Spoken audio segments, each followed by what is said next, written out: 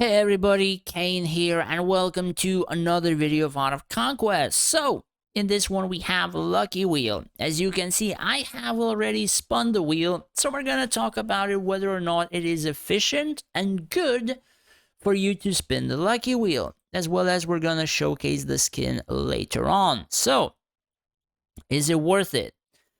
The answer kind of is depending on your account, and it's pretty easy to check. So, the first deciding factor is true prisms. How many true prisms do you have? So, I've counted on my field, I am using more than 20 true prism arrays total. So, a newer account would not require to field as many heroes, to field as many prism arrays, so their value automatically is a little bit lower. So I think the best amount, or for the newer servers, would be like minimum 10 true prisms. And of course, depending which types, so I think like 3 of each would be okay, 4 of each would be okay as a start, and then depending which ones you require. So that is the minimum that you require. And after that, I would say the second deciding factor is greater abilities. So one of these abilities, in terms of what you see right here, costs about 24,000 Lunari per. In Finders Keepers, I'm not sure if it was 23 or 25. It was somewhere around there. So both of these would cost about 50,000 Lunari. And that is a pretty huge amount. So I think what I was told is that the Finders Keepers might be returning either later this month or next month. I'm not exactly sure, but that is what little birdie told me to me. So yeah, some people might be able to get these abilities again. And after these two, would you be able to consider playing Lucky Wheel to like 80 or 120 or stuff like that? Of course, it depends. If you're spending money on Lucky Wheel or the pulls and stuff like that, then majority of this information might not be as useful to you, because there are packs right here that you can just, go over and buy like something like this, which would be sort of, I guess, efficient, because this $5 pack pretty much gives you like 1,200 Lunari's worth. This one gives you like what, 1,200 Lunari? Wait, no, 1,004, close to 2,000, or just a little bit below 2,000 Lunari's worth. So it really depends, right? Whether or not you're buying these packs, then I would say, yeah, sort of okay-ish to pull the Lucky Wheel, like 80 or 120. I mean, if you're a high spender, then probably this is not going to be useful. So, aside from that, then you think about whether or not there is another event or any other event which can be useful to you.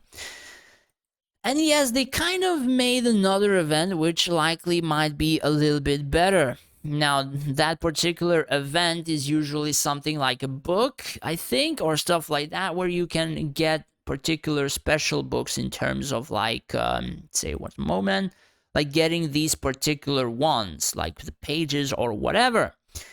And they work on the newest books and stuff like that, and also cost a decent amount of Lunari, like 24 to 36k, I think, something like that. They cost a decent amount. And they give you keys and feathers and all that kind of stuff. Now, why is it kind of important? Well, the thing is, when this particular feature was released, the attack values of your heroes skyrocketed. So, for example, my Avril had about 50 to 60 million attack, and I was facing people who had 90 or 100, and I mean, the battle seemed sort of okay-ish, hard or whatever. Well, now I am facing people with triple the attack values around my own core. And believe me, those Avrils have the ability to one-shot your frontline. And no, those people are not using hero attack stones. They're using the exact same thing as I am, which is a full field of buffing prisms and stuff like that. And their attack values can reach 400 to 500 million attack, which is literally 3 times than what you see here, strictly because of this particular feature. Yes, I know, that's crazy. And there are a ton of books and a ton of buffs in terms of all of these percentages, and even those percentages get increased by what's it called? The new studies or stuff like that. They just further buff it, all of your previous percentages as you go forward, and in the end, the buffing just becomes insane. Then, of course, you have all of the breakthroughs, which, for example, this one, 23, will make playing on PC a lot harder. Like, if you thought D-clicks were hard, this is just gonna kill my PvP for people who will have them, and I will be against them. My PvP will be just insane. Then, of course, we have books like these, which will increase all units attack by 21%.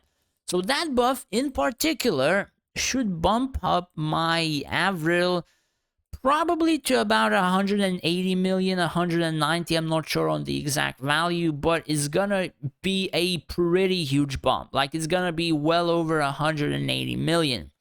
So those values are being skyrocketed like crazy from that particular feature. So spinning Lucky Wheel, I mean, it really depends on your luck.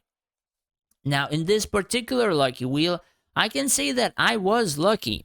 I was lucky to get one of the +7s. I got 1 +6. I got, I think, 2 +5s from this particular one. I did get the skin. However, all of the other rewards were pretty much basic stuff in terms of a little bit of the keys.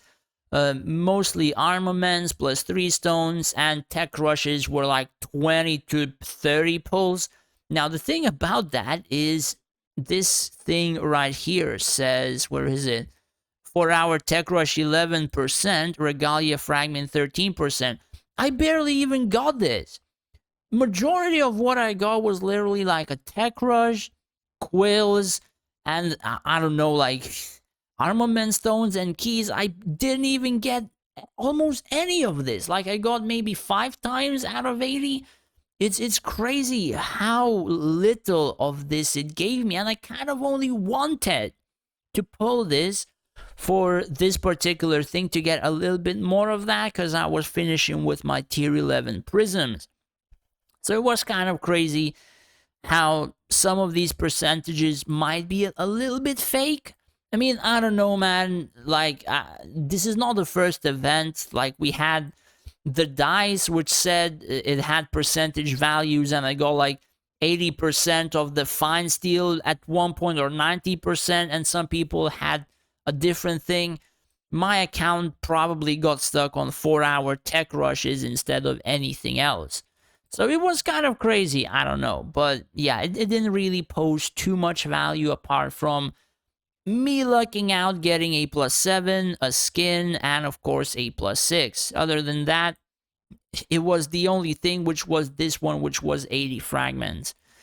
So it kind of really depends. Now, if I did not get the skin, for me pulling the Lucky Wheel would be awful. If I did not get the +7 and the skin, spinning Lucky Wheel would have been horrendous for me. Would have been a waste of all the 16k Linari that I spent.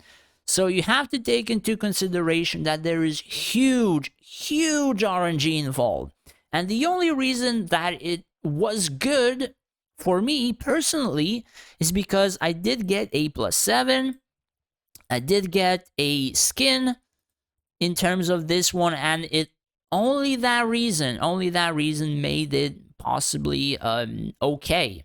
The thing is, I didn't really want to go for the skin. The skin is not as important. I would have probably valued getting like 20 of these pulls, right? Like, if this spin rather landed like 20 times on this, I would have been more happy than getting the skin. That is what I kind of wanted to go for this event on, because there were no other events for this one. But unfortunately it didn't, and it landed on other stuff, and I still kind of managed to get the stuff I wanted to get. So let's check the skin. Personally, I don't know if the skin is that well made. So, for example, I kind of like the Avril. I kind of like how she has a pet and all that stuff. The animations. I mean, Valerie it kind of gives, epilepsy to your enemy sometimes, so you can win through that. I mean, honestly, I just don't think that the where is it? The Elana skin is not really that well made. So, for example, when you spawn her in, do you see this like red thing? Like it's literally pixels. Like it's not even a proper buff. It's literally pixels going from her. Like I'm not sure if I'm able to really stun her, but it's literally just pixels flying. So yeah, that is kind of proving that there's not that much work put into this like aura, that circle. And then I just don't know. I mean, I just don't find this particular skin that well made. I mean, she's an Alana, kind of, it would have been better if she had a mount. She's a general, like for example, Avalon. They made her seem something like her other flying skin, which just sort of makes it look like she's, I don't know, like, let me just quickly show you what I'm talking about. Makes it just simply look like a reskin. So, for example, let's enter the fight right now. Yeah, I think I selected it. Still, it shouldn't matter. So, where is she?